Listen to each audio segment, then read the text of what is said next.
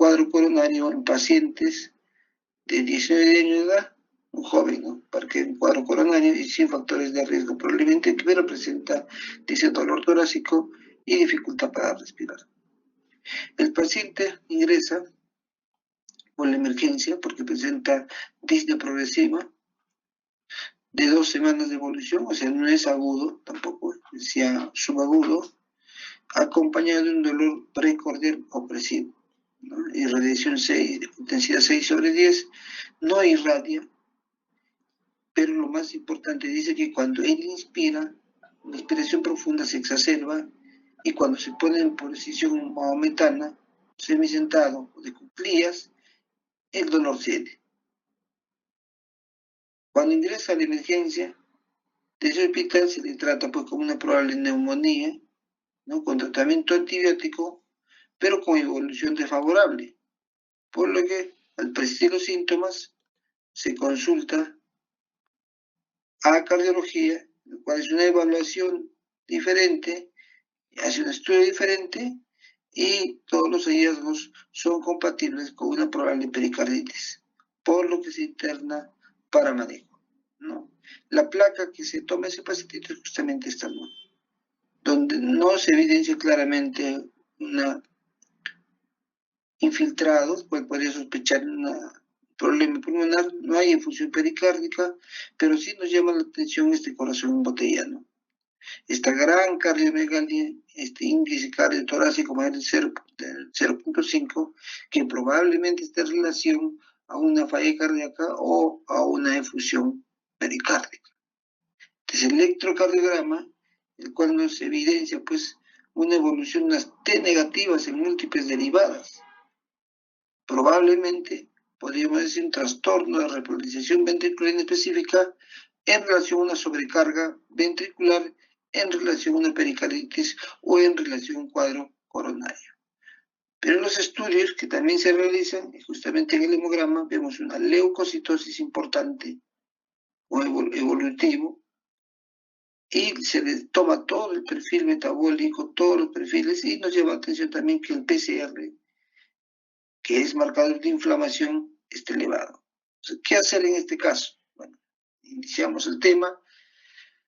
La pericarditis generalmente se da en un estudio italiano, o en 27 casos por cada 100.000 habitantes. No es tan alto tampoco, pero tampoco es tan despreciable. De todos los pacientes que ingresan a urgencia médica, como dice acá, 5% que probablemente no sean de causa coronaria, se debe a una pericarditis. Todos los dolores torácicos por urgencia, el 5% es una pericarditis. De todas las enfermedades cardiovasculares que ingresan al hospital, 0.2% son por pericarditis. Y el problema es que quienes son más frecuentes, los que sufren pericarditis, son los adultos jóvenes. Se dice que entre 18 y 65 años es el promedio en el cual se presenta esta patología. Más frecuente en hombres y la relación es 2:1. O sea, ¿qué quiere decir? Que de cada 2 hombres, una mujer presenta pericarditis. Y la mortalidad hospitalaria y con tratamiento es 1.1%. Entonces se supone que hay una mortalidad más elevada si no recibe tratamiento. Y el gran problema es a veces que nosotros ingresamos como un paciente con un cuadro coronario o con un cuadro de sospecha de una angina. Tratamos como si fuera ello, pero tratamos de manera inadecuada. Y por lo tanto, si uno trata de manera inadecuada, no reconoce el cuadro, se dice que va a haber una recurrencia alta. De 10, 3 van a recurrir a los 18 meses. Ese es el problema, ¿no? Si no hay un tratamiento adecuado, la recurrencia es alta. Sí, todo se está grabando, solo que la parte de arriba... No, recién había empezado, solo que... Lo que había... Alguien apague, por favor, su audio en aprendido. Era mía. Apague su audio, alguien ha dejado prender su audio, por favor. Ya está bien. A ver, el delegado, que alguien prende su audio. Ya, bueno, se apagó, ¿no? Entonces acá vemos justamente el pericardio. Nosotros debemos saber que pericardio viene del griego, de un término griego que significa corazón inflamado, ¿no? Pericarditis significa corazón inflamado, pericardio es hojas que cubren el corazón, y acá vemos que hay dos pericardios, dos láminas pericárdias que cubren el corazón, que es un pericardio visceral y un pericardio parietal. Pero ese pericardio visceral y ese pericardio parietal, para que no sufra roce nada, tiene que haber un líquido pericárdico. Y evidentemente, dentro de los dos pericardios, pericardio visceral y parietal, hay un líquido pericárdico, el cual en aproximadamente hay unos 15 a 45 mililitros de líquido pericárdico que evita que el corazón friccione o algún daño, ¿no? Y la función del pericardio y del líquido pericárdico es básicamente, uno, es lubricar el corazón, dos, disminuir los roces pericárdicos, disminuir esa fricción en los movimientos, pero también ejerce una función de barrera protectora contra traumatismos, golpes, y otra función importante es protege de las infecciones propias o adyacentes, como puede ser una neumonía, una bronconeumonía, que está muy adyacente a la cavidad pericárdica. Entonces se llama pericarditis aguda o pericarditis cuando hay una inflamación del pericardio, el cual va a producir síntomas, signos de daño pericárdico.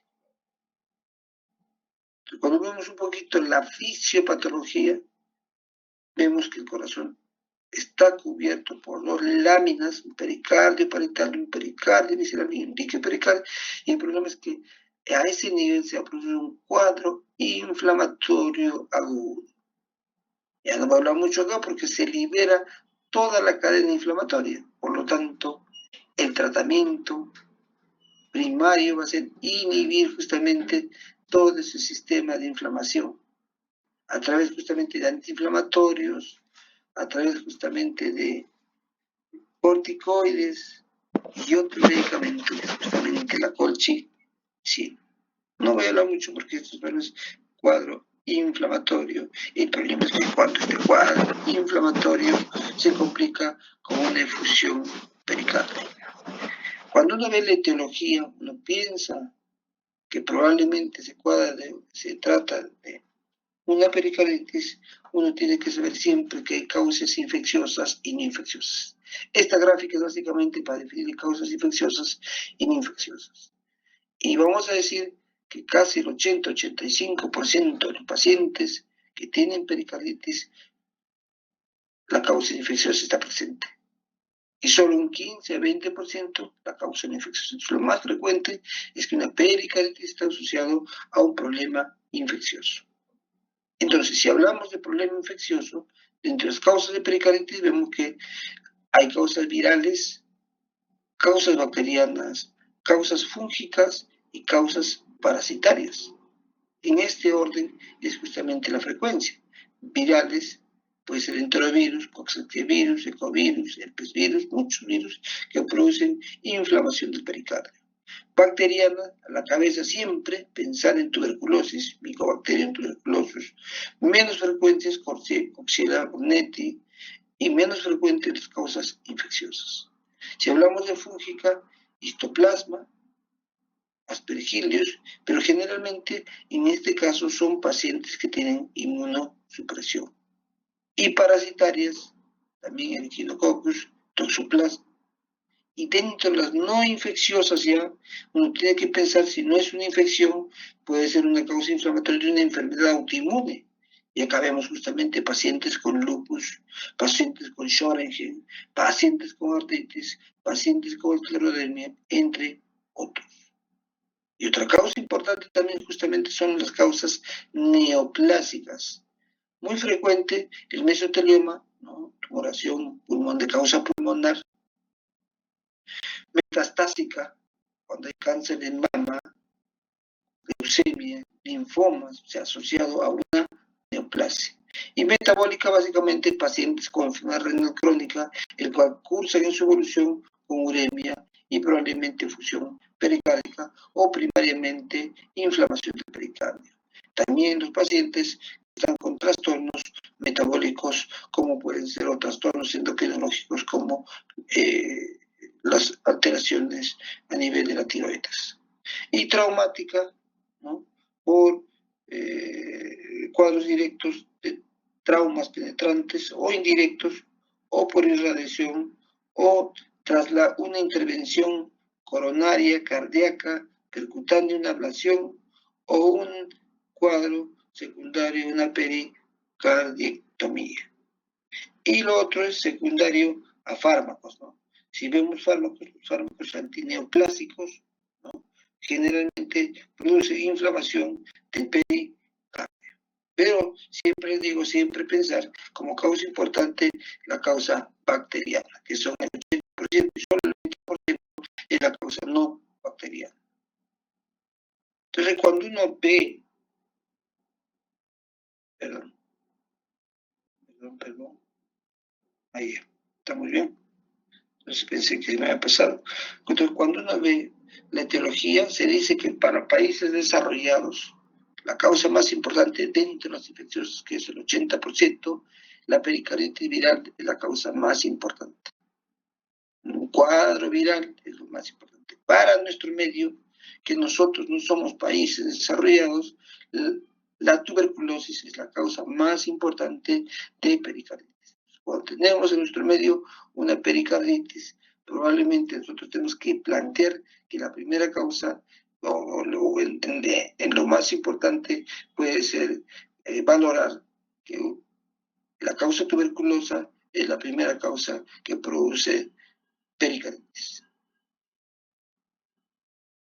Entonces, cuando uno clasifica y cuando es un diagnóstico de una pericarditis, uno tiene que ver que hay dos tipos de clasificaciones. Una clasificación en base al tiempo y una clasificación en base a la severidad. Cuando clasificamos en base al tiempo, aguda, decimos cuando la pericarditis tiene menor de 4 semanas. Incesante, o también llamado subaguda, cuando el cuadro de pericarditis tiene tiempo de 4 a 6 semanas o mayor de 4 semanas, pero menor de 3 meses. Y hablamos ya de crónica cuando tiene mayor de 3 meses de cuadro o de síntomas de signos de pericarditis.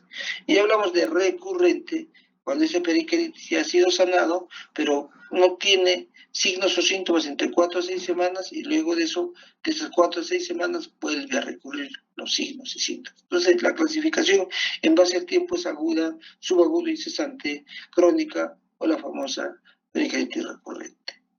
Y si hablamos en función de severidad, hablamos de una pericarditis, como está acá, aguda, subaguda o recurrente, o hablamos de un derrame pericárdico, cuando hay líquido pericárdico, aparte de esa inflamación del pericardio, o cuando ese derrame pericárdico es tan severo que produce un taponamiento cardíaco, o cuando ya ese taponamiento cardíaco ha cursado con una pericarditis constructiva, o cuando ya empieza a haber masa pericárdica. Entonces, esta es la evolución de la severidad de una pericarditis. Pero cuando uno piensa en pericarditis debe haber signos y síntomas. Y un síntoma importante es justamente el dolor torácico pericárdico. El dolor torácico pericárdico es un dolor muchas veces también opresivo, pero que es menos de 20 minutos, que no irradia otras zonas. Y lo más importante es que cede en la posición mahometana o cede en la posición de cuclillas, ¿no? Pero se incrementa a la hora de probablemente estar en decúbito dorsal o a la hora de echarse se incrementa ese dolor. Ese es uno de los, unas características importantes del dolor torácico de una pericarditis. Cede a la posición mahometana y se incrementa a la inspiración. Y lo otro importante dentro de los signos es justamente, o a la hora de examinar al paciente, muchas veces ocultamos roce pericárdico. Y el roce pericárdico se escucha como una fricción de los cabellos cuando nosotros hacemos una fricción o cuando estuviéramos de repente rompiendo una placa de hielo. ese sonidito que se escucha es el roce pericárdico. Y lo otro, cuando nosotros hacemos un electrocardiograma de inicio, porque pensamos que probablemente puede ser en relación a un cuadro coronario, vemos una elevación difusa del segmento ST, como si fuera un cuadro coronario, un cuadro de infarto, pero la elevación es difusa, o sea que quiere decir que todo el electrocardiograma en todas las derivadas se encuentra un supradesnivel del ST, pero a diferencia del cuadro coronario que es convexo, este supradesnivel del ST es cóncavo. Lo vamos a ver más adelante cómo es ese electrocardiograma. Y vemos una depresión del segmento PR. Y otro, justamente es hacerle un estudio ecocardiográfico en el cual podemos evidenciar un derrame pericárdico.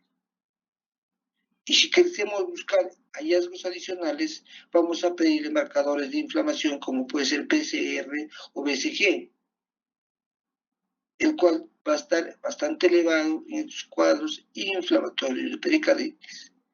Y si queremos ser mucho más o lo que exhaustivos, podemos pedir justamente ver si está o no inflamado el pericardio, está o no inflamado el miocardio, y para eso se realiza una tomografía computarizada o mejor una resonancia magnética cardíaca con ciertos criterios que puede ser difusión o gadolinio para diferenciar si hay un cuadro inflamatorio, si está inflamado el pericardio o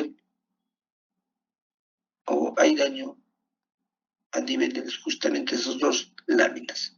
Entonces, es importante siempre tener los signos y síntomas y ayudarnos del estudio electrocardiográfico, del estudio ecocardiográfico y del estudio de inflamación. Si nosotros presentamos de todo esto, dos de estos hallazgos, probablemente sí se trata de una pericarditis. Entonces, pensando que tenemos un paciente con dolor torácico atípico, que ya le decía que cede en la posición maometana cuando está en cuclillas y se incrementa la inspiración o cuando el paciente se echa, uno piensa probablemente que se trata de un dolor pericárdico o de un dolor tipo pericarditis, entonces uno tiene que hacer primero un electrocardiograma, como habíamos dicho, una ecocardiografía. También podemos hacer una radiografía de tórax para saber si probablemente es una pericarditis ya de mayor complicación, en el cual se va a ver justamente un índice cardíaco mayor, una cardiomegalia, que probablemente esté en relación a una infusión pericárdica. Y ayudarnos siempre de la evaluación de los marcadores de inflamación, como puede ser el PCR o el BCG. Y más aún, como el pericardio se encuentra en relación al miocardio, también se puede inflamar el miocardio y producir una miopericarditis. Por lo tanto, tenemos que sí o sí pedir marcadores de daño inflamatorio a nivel de miocardio. Entonces, acá entre las troponinas, CPK y MB, para ver si hay una miopericarditis. Entonces, primero evaluamos un electrocardiograma. Al evaluar un electrocardiograma en una pericarditis, siempre vemos justamente en la fase inicial una depresión del segmento PR. Acá está depresión, ¿no? Porque el intervalo debe estar, o el segmento PR debe estar acá, pero acá hay una depresión del segmento PR. Y concomitantemente a eso empieza a haber una elevación del segmento ST. En etapas tempranas, mira, acá se empieza a elevar el segmento ST acá debe estar normal y acá empieza a elevarse. Pero esa elevación del segmento ST ya no va a ser como un cuadro coronario en derivadas contiguas, sino va a ser en todas las derivadas y es un ST elevado cóncavo. Mientras que en cuadro coronario es convexo, en esta patología la elevación del segmento ST es cóncavo. Si evoluciona ese cuadro, empieza a ver después de la elevación del ST, inversión de la onda T en todas las derivadas, o en casi todas las derivadas. Y finalmente en el tiempo, cuando resuelve el cuadro, ya se normaliza el segmento ST, la onda T y el segmento PR. Pero este es el cuadro evolutivo de una pericarditis aguda. Acá vemos justamente en este electrocardiograma cómo se ha inflado o cómo se ha suprado, perdón, el ST. Acá hay supradesnivel del ST, miren, uno está suprado pero es cóncavo, como si fuera así de montar. Está superado en 2, pero cóncavo. Está superado en 3, cóncavo. Está superado en ABF, cóncavo. 2, superado, ¿no? Mira acá, B2 está superando, B3 está superando, pero es cóncavo, B4, B5, o sea, el supradesnivel del ST en todas las derivadas, pero cóncavo, me informa de que se trate probablemente de un cuadro de pericarditis. Acá mismo vemos también, ¿no? Pensando, puede ser un cuadro coronario, no es un cuadro coronario, pero si fuera un cuadro coronario respetaría las caras, respetaría justamente al nivel de la arteria que compromete, pero en este caso vemos que hay un superdesnivel del ST en todas las derivadas, ¿no? Un 2, 3 ABF, B4, B5, B6, que está en relación a un cuadro coronario. Seguimos, por favor, ¿no? Entonces, ¿qué es importante? Siempre cuando uno evalúa una pericarditis, definir si es una repolarización precoz, que es muy infrecuente, si es un cuadro en electrocardiograma de infarto agudo del miocardio o es un cuadro de una pericarditis. Y lo que nos ayuda siempre es el segmento ST. Mientras el segmento ST es cóncavo en todas las derivadas, en un cuadro de pericarditis, en un cuadro de infarto es convexo. Y no es en todas las derivadas, sino puede ser dependiendo de la contigüidad, cara inferior, cara lateral, cara anterior, cara septal es el supradesnivel, pero convexo. Cuando hay un cuadro de pericarditis no hay ondas Q, o sea, no hay Q patológicas que indican necrosis, ausente, mientras que en el infarto agudo del miocardio, en el tiempo, si uno lo trata, empieza a presentarse ondas Q patológicas en derivadas contiguas. Cambios en el segmento ST, ¿no? Cómo cambia, siempre está presente, ¿no? ¿Qué más vemos? Justamente la localización del ST generalmente acá está dependiendo del área de la arteria involucrada, acá está en todas las derivadas el ST elevado, pero cóncavo, ¿no? Asimismo, hay pérdida de voltaje, acá hay, como hay muchas veces cursa con derrame pericárdico, vemos acá justamente derivadas de bajo voltaje, derivadas pequeñas y derivadas normales. Depresión del segmento PR en la pericarditis y ausencia en infarto agudo del miocardio. Y muchas veces, cuando hablamos de pericarditis, habla uno de taquicardias, y las taquicardias que se producen son taquicardias del aurículo, o sea, las taquicardias supraventriculares, que poseen la fibrilación auricular. Y cuando hablamos de daño miocárdico, o sea, daño ventricular o infarto, las taquicardias ya no son del aurículo, sino son taquicardias ventriculares, pero también no quiero decir que no haya arritmias auriculares. Puede haber, pero lo más frecuente son justamente las alteraciones a nivel del ventrículo.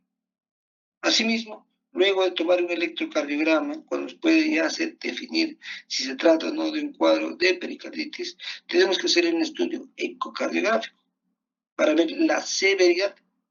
Y en un estudio ecocardiográfico muchas veces, como vemos acá, vemos una efusión pericárdica. Y la efusión acá vemos, ¿no? La aurícula derecha, y acá está la efusión. Como hay una cantidad importante de líquido, ha colapsado esta aurícula derecha. Y está queriendo colapsar este ventrículo derecho. Y esta efusión pericárdica no solo es líquido, sino que está organizado en esto, ¿no? Porque este es el corazón, ¿no? La aurícula derecha se ha colapsado, hay líquido acá, pero acá hay un líquido también ya más grumoso. Líquido más grumoso es un líquido organizado, ¿no? Asimismo, vemos en este estudio ecocardiográfico, acá está el corazón, una aurícula, otra aurícula, dos ventrículos, acá está la pared lateral del ventrículo, sector interventricular, acá está la vena cava inferior, y acá esta parte, la parte justamente hipocogénica, esta parte negra es justamente el derrame pericárdico. Y acá está la separación del pericardio parietal y el pericardio visceral, ¿no? Acá hay un derrame pericárdico importante, ¿no? Acá también hay líquido organizado, en el cual está en relación a una pericarditis. Entonces, la ecocardiografía nos permite definir si tenemos una pericarditis más complicada, como se llama una pericarditis efusiva. Acá vemos justamente también el ecocardio nos permite determinar cómo está la función cardíaca, cómo está la funcionabilidad, la variabilidad cuando hay función pericárdica de las válvulas, ¿no? La variabilidad de cómo contrae, cómo está, ¿no? Cómo está la función cardíaca, cómo están las válvulas y cuánto de líquido pericárdico podemos encontrar. El TAC cardíaco actualmente también está en boga y se utiliza bastante para definir justamente la cantidad de líquido, la funcionalidad del corazón y probablemente si hay daño o no hay daño pericárdico. Pero actualmente lo que se invoca a que los estudios sean mucho más precisos y es así que la resonancia cardíaca juega un rol mucho más importante para definir una pericarditis, ya que la resonancia magnética nos va a definir si hay o no inflamación del pericardio, si hay o no inflamación del miocardio y más aún si hay o no derrame pericárdico. Se nos da una información mucho más completa para definir cómo está ese pericardio, cómo está ese miocardio y si está asociado o no a cardiopatías en relación a esta pericarditis. Y acá vemos justamente, ¿no? Cómo se hacen los estudios del pericardio, ¿no? Cómo se hacen los estudios del pericardio, ¿no? Va a tener varias secuencias en realidad cuando uno hace una resonancia magnética para definir si hay infusión pericárdica, para definir cómo está el líquido pericárdico, cómo están las láminas pericárdicas, cómo está el músculo pericárdico, para definir si está asociado a otras enfermedades, como puede ser justamente enfermedades infiltrativas, para ver si está asociado a otra infiltración tipo tumoral, a otra infiltración, o sea, hago la resonancia magnética cardíaca en un estudio mucho más completo en el caso de pericarditis y nos va a definir mucho mejor a qué patología probablemente esté asociado. Y cuando uno ve una pericarditis, uno tiene que hacer un manejo agudo de la pericarditis. Y uno siempre tiene que plantearse siempre, ¿no? ¿Es pericarditis? Y si es pericarditis, siempre una exploración física y elige un electrocardiograma, una radiografía de tórax, un ecocardiograma, un PCR y si ponemos troponinas. ¿Qué vemos acá? ¿No? Buscar, si no hay clínica, el electro no impresiona, la radiografía o el ecocardio no impresiona, el PCR no está elevado, probablemente no se trata de una pericarditis o buscar otra causa. Pero si encontramos estos signos y síntomas, esta clínica de pericarditis, uno sospecha, entonces uno tiene que plantearse, ¿tiene criterios de severidad o de mal pronóstico? Si tiene criterios de severidad o mal pronóstico, probablemente tiene alto riesgo y tiene que ser hospitalizado. Pero si esa pericarditis no tiene criterios de severidad, probablemente el manejo puede ser ambulatorio, haciendo un control frecuente y un tratamiento agudo. ¿Y cuáles son los criterios en cual nos define que tiene alto riesgo? Hay criterios mayores y criterios menores. Uno es fiebre persistente que no baja. El otro es ya inicio subagudo, o sea, ya lleva más de 4 semanas con dolor torácico, con esa fiebre. Y se le hace estudio ecocardiográfico, si encontramos derrame pericárdico, mucho más. Si hay signos de taponamiento cardíaco, ni qué decir. Y si no hay respuesta al tratamiento primario de antiinflamatorios, este paciente sí o sí tiene que irse a hospitalizar porque se considera de alto riesgo para hacer un manejo más riguroso. Entonces, dentro del tratamiento existe tratamiento farmacológico, tratamiento médico y tratamiento no médico. Y uno de ellos justamente dentro del tratamiento no médico se le tiene que indicar al paciente que tiene que haber restricción de actividad física. Porque si ese paciente realiza actividad física, el pericardio se va a inflamar, el pericardio se va a complicar con una patología invasiva. Entonces se le tiene que indicar, señor, tiene que hacer reposo. Mínimo 2 meses, en atletas se dice inclusive más de 3 meses para los atletas hacer reposo. Asimismo, al hacer reposo, se le tiene que iniciar antiinflamatorios para reducir esta inflamación. ¿no? Y estos antiinflamatorios se tiene que guiar la respuesta positiva o la respuesta negativa en base justamente a estos marcadores como es el PCR o BCG que les indica la inflamación. Mientras va disminuyendo PCR, BCG, el cuadro y la clínica es buena, los antiinflamatorios o los AINES están haciendo su trabajo. Entonces, no solo el reposo, sino en sus casos uno tiene que ofrecerle una terapia antiinflamatoria. ¿Y qué utilizamos generalmente en la etapa aguda? Utilizamos la aspirina, pero la aspirina no a dosis bajas, sino aspirina a dosis altas. No es la cardioaspirina, sino es una aspirina de mayor concentración. Iniciamos entre 750 a 1000 miligramos cada 8 horas. La duración del tratamiento es 2 semanas y vamos reduciendo a la semana la dosis de aspirina a la mitad. Y seguimos otras 2 semanas y luego completamos. El ibuprofeno también podemos utilizarlo, si se utiliza uno o lo otro. Yo generalmente utilizo ibuprofeno, le doy 600 miligramos cada 8 horas, luego a las 2 semanas o una semana le reduzco a la mitad. Cada 8 horas, una semana más lo trato y luego suspendo. O sea, en general, el tratamiento antiinflamatorio va de 2 semanas a 4 semanas. Yo le doy, en general, un promedio de 3 semanas. Semana y media de dosis alta y semana y media a dosis baja. Y luego quito el antiinflamatorio. La colchicina, para prevenir recurrencia, también se le da 0.5 miligramos una vez al día si pesa menos de 70 kilos y 0.5 miligramos 2 veces al día si pesa más de 70 kilos. Eso es para prevenir recurrencia.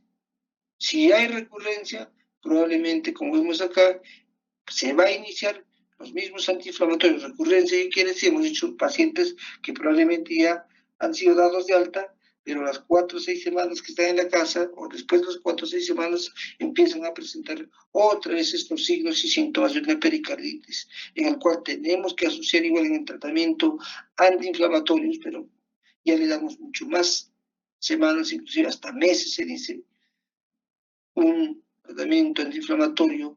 Ya iniciamos la indometacina también, semanas a meses, agregamos un fármaco más, la colchicina ya no entra, pues, ya entra, no es solo, son 3 meses, son ya el doble, 6 meses. Inclusive, a veces tenemos que ya incrementar corticoides en etapa recurrente, ¿no? Y vemos acá justamente, ¿no?, una pericarditis aguda, como es el tratamiento, ¿no? En la fase 1, como le damos antiinflamatorios, asociamos nuestra colchicina y le decimos que tiene que ir una restricción de actividad física.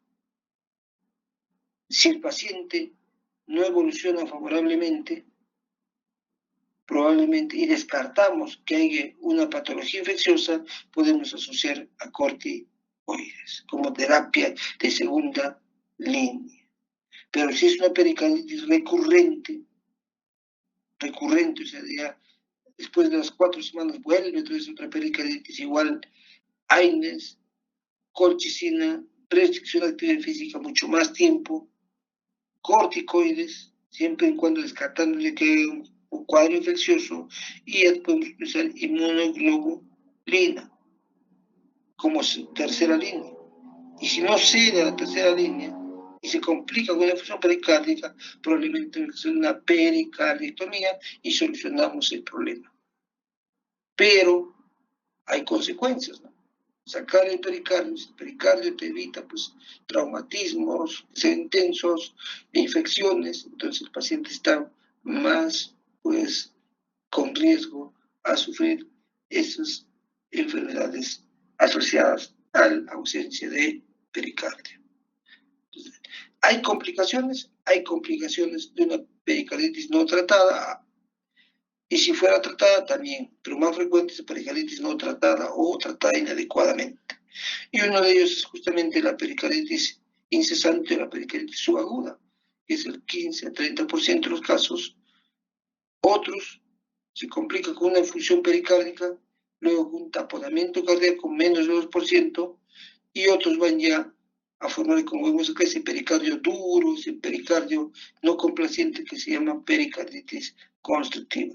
Lo peor sería llegar justamente a esta fase evolutiva de la pericarditis constructiva, el cual el manejo ya se sabe que es generalmente tratamiento quirúrgico, retirar ese pericardio dañado. Entonces la pericarditis recurrente, cuando hablemos ya en evolución, tiene los mismos criterios de una pericarditis aguda, pero se da después de las 4 o 6 semanas de una pericarditis que ha resuelto y que no tiene signos y síntomas durante estas semanas, y luego de las 4 o 6 semanas empieza a presentar otra vez los síntomas de una pericarditis. La tasa de recurrencia tras la primera pericarditis hemos dicho que es del 15-30%, y si no está tratada, mucho más y si no le hemos dado cortisina, mayor del 50%. En países de desarrollo, la etiología generalmente es idiopática y la causa más común que tenemos es el tratamiento inadecuado. El pronóstico también es bueno, ¿no? Pero el tiempo de tratamiento es mucho más largo. Y acá vemos, ¿no? Mientras acá tratamos semanas, acá tratamos meses. Mientras que acá no utilizamos algunos fármacos, acá ya utilizamos inmunosupresores y probablemente podemos llegar a la etapa o al tratamiento quirúrgico de una pericardectomía total o subtotal. Siempre el pericardio que cubre al corazón está generalmente pegado al miocardio, y cuando se inflama el pericardio también puede inflamarse el miocardio, y eso se llama miopericarditis. Hay criterios, justamente, y uno de ellos es justamente elevación de los marcadores de inflamación miocárdica, como son las troponinas. Generalmente el pronóstico es bueno y el tratamiento generalmente también es el mismo que nosotros tenemos para una pericarditis aguda o subaguda. Asimismo, también ese pericardio inflamado, esas dos láminas en el cual circulan esos 40 o 45 mililitros, y ayuda a que esos dos pericardios no rocen. Esos pericardios que está inflamado puede hacer que se incremente la cantidad de líquido, que ya no sea 15, no sea 45, sino se incremente a 100, 200, 300 de líquido pericárdico, y eso se llama una pericarditis efusiva. Y cuando vemos una pericarditis efusiva en evolución, vamos a definir si es agudo, subagudo o crónico. Igual el tiempo es 4 semanas, de 4 semanas a menor de 3 meses y mayor de 3 meses. Vamos a definir el daño, cuánto líquido pericárdico hay de acuerdo a los pozos, leve cuando hay un pozo menor de 10, moderado cuando hay de 10 a 20 y severo cuando hay mayor de 20. Y vamos a definir también cómo está la distribución de la efusión pericárdica, si está loculado, si es circunferencial. Y si le hacemos un estudio de una pericardiocentesis, vamos a definir si es exudado o trasudado. Y vamos a ver si hay impacto hemodinámico, cuánto líquido hay, está forzando un taponamiento o está ya yendo a una pericarditis efusiva constrictiva. Al igual, cuando uno ve un derrame pericárdico, uno tiene que pensar también siempre acá, es idiopático, está relacionado a una infección viral o bacteriana, es secundario el paciente que está recibiendo radiación, pacientes con quimioterapia, pacientes con neoplasia pulmonar, hemos dicho, neoplasia de mama, ¿no? Y otras neoplasias como el linfoma, leucemias, o está relacionado a fármacos antineoplásicos, está relacionado a otras enfermedades cardíacas o procedimientos cardíacos secundarios, un infarto o el miocardio, un trauma, o enfermedades autoinmunes o enfermedades metabólicas, como puede ser justamente la pericarditis urémica. Entonces, si uno ya ve que hay un derrame pericárdico, uno tiene que hacer estos estudios. Sí o sí, una plaquetórica, como hemos dicho, para ver justamente este corazón en botella y esta gran cardiomegalia que puede ser un cuadro de una efusión pericárdica. Una ecocardiografía, como vemos acá, donde vemos líquido pericárdico alrededor del corazón y esa separación de esos dos pericardios, el visceral y el parietal. Y si queremos ser mucho más exhaustivos, ya les decía, pues hacemos una resonancia magnética para definir secundario a qué es. Entonces, la ecocardiografía es importante, la radiografía es importante, ¿no? Los marcadores de inflamación como PCR, BCG es importante, y la tomografía o resonancia magnética cardíaca es importante para definir la causa. Y uno tiene que acá ver justamente, hacer los estudios, si el derrame pericárdico está asociado o no a un taponamiento pericárdico, que es la etapa más severa de la función pericárdica, para definir si hay ingreso o no a nivel hospitalario. Pedirle siempre los marcadores inflamatorios, ¿no? Ver en el estudio ecocardiográfico cuánto líquido hay, si es laminar, si es leve, moderado o severo, y finalmente, en el 99% de los casos, se tiene que hospitalizar, salvo que haya una efusión pericárdica laminar y el paciente tenga poca clínica y con los tratamientos que se inician sean mucho adecuados en el seguimiento. En esos casos sí podemos hacer un seguimiento no hospitalario. Entonces el tamaño siempre, cuando uno hace un seguimiento del derrame pericárdico, va a depender del tamaño, ¿no? Cómo evoluciona, de la etiología para ver el pronóstico, y el seguimiento en base a la ecocardiografía, leve, menos de 10, moderado de 10 a 20 y severo mayor de 20. El grado más severo, ya, como vemos acá, el líquido pericárdico, el grado más severo en lo referente a fusión pericárdica se llama taponamiento cardíaco. Cuando uno ve taponamiento cardíaco, ve probablemente ya colapso de la aurícula derecha, colapso del ventrículo derecho, y la cantidad de líquido, generalmente cuando uno hace el cálculo, es más de 1000 mililitros. Pero cuando hay taponamiento cardíaco, o signos de taponamiento cardíaco, que es una emergencia cardiológica, el cual se tiene que hacer una pericardiocentesis de emergencia para retirar el líquido pericárdico, porque el paciente, si no hace eso, en el transcurso de las horas se va a progresar a la mortalidad. Entonces, ¿hay signos y síntomas de taponamiento cardíaco? Sí.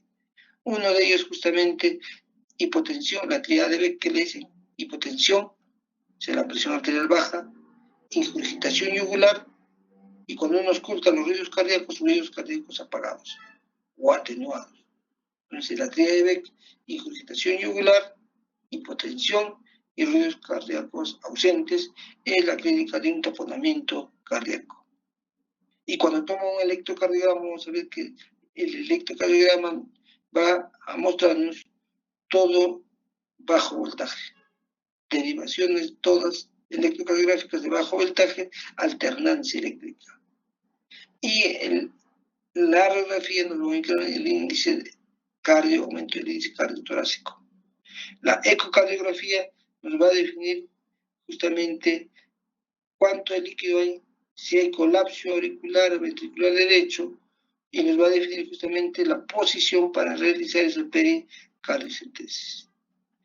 Ecocardiográficamente, como dice acá, colapso del ventrículo derecho, colapso de la aurícula derecha, en la variación, en flujo transmitral, en la variación respiratoria más del 25%, y la vena cava superior o la vena cava inferior probablemente bastante dilatada, con ausencia de colapso, el cual nos indica que hay un cuadro de un taponamiento cardíaco que tiene que ser resuelto de manera emergente. Causas del taponamiento cardíaco, acá vemos pericarditis, tuberculosis, iatrogénico, trauma neoplásico. Causas no comunes, ya no, enfermedades infiltrativas, autoinmunes, radiación posinfarto, disección de aorta, ¿no? Hay causas también muy parecidas a una pericarditis aguda o subaguda.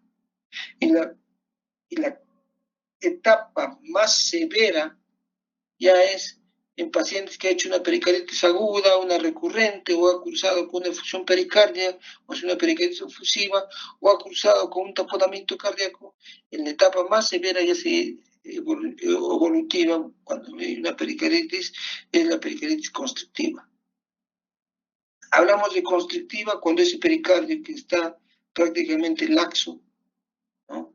Y que depende de la sístole y la diástole, ese pericardio se vuelve duro, como vemos acá, como cáscara de huevo, duro se vuelve el pericardio.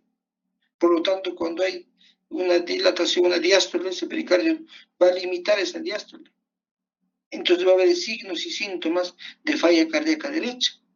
¿Y cuáles son los signos y síntomas de falla cardíaca derecha? Uno es disnea, otros son justamente el hinchazón o el edema en piernas, el abdomen se va a ir más líquido, ascitis, va a haber una hepatomegalia, el pulmón se llena de líquido, y en fases avanzadas, pérdida de peso y signos de falla cardíaca. O sea, insuficiencia cardíaca derecha cuando hay una pericarditis de tipo constrictiva. Y la tasa de progresión cuando vemos es alta. Si no tratamos bien una pericarditis purulenta o una pericarditis tuberculosa, mira cuánto va a constricción. Y si es neoplásica, mucho más bajo, y si es de causa viral, mucho más bajo, ¿no? Pero puede progresar a esta etapa final. Pero cuando hay una pericarditis constrictiva tenemos que definir siempre, es una constricción transitoria, que es menos frecuente, es un efusivo constrictivo, o sea, un derrame también hay, o es una constricción crónica. Si pensamos en una transitoria, le damos chance todavía para dar antiinflamatorios de manera empírica 2 a 3 meses, siempre viendo cómo está el patrón o siempre viendo cómo está el paciente. Y probablemente a veces reduce y vuelve otra vez a su normalidad. Pero si ya vemos que es una pericarditis efusivo-constrictiva, generalmente va a pericardiocentesis, tratamiento quirúrgico, como es la pericardectomía total o subtotal.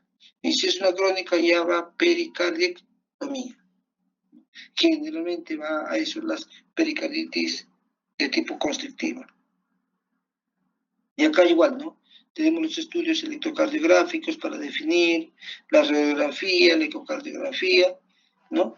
Pero lo más importante en este caso es justamente hacerle la resonancia magnética o la tomografía cardíaca. Porque ya cuando vemos que el pericardio es más de 3 o 4 milímetros, ¿no? O más de 3 o 4 milímetros, ya hablamos de una pericarditis constrictiva cuando vemos ese grosor del pericardio. Igual, ¿no? El tratamiento es quirúrgico.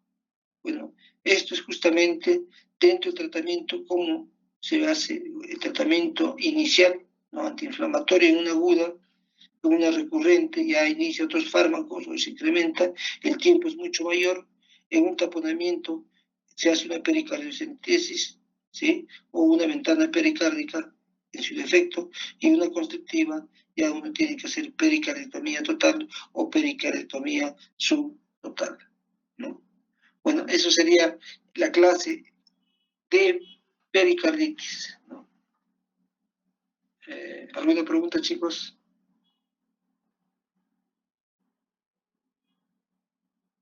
Hola. Hola. Todo. Sí, ¿cómo están?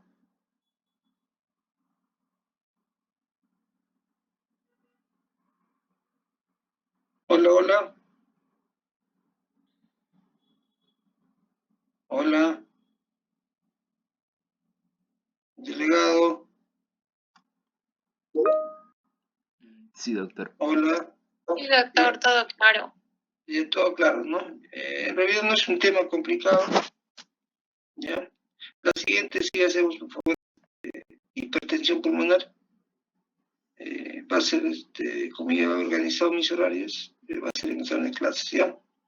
Entonces quedamos hoy con pericarditis. Cuídense. Hasta luego.